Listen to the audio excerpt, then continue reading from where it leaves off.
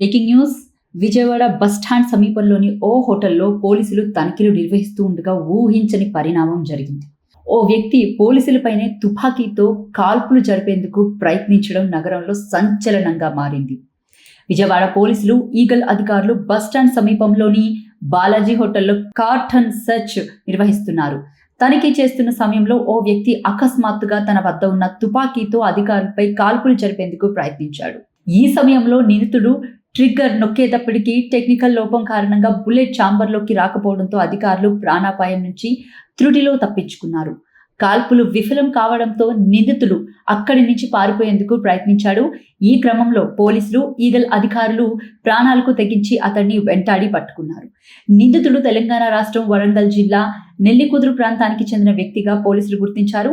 నిందితుడి వద్ద 9mm pistol, 5 రౌండ్ల బుల్లెట్లను పోలీసులు స్వాధీనం చేసుకున్నారు. పోలీసులు నిందితుడిని అతి కష్టం మీద అదుపులోకి తీసుకొని తదుపరి విచారణ నిమిత్తం టాస్క్ ఫోర్స్ కార్యాలయానికి తరలించారు.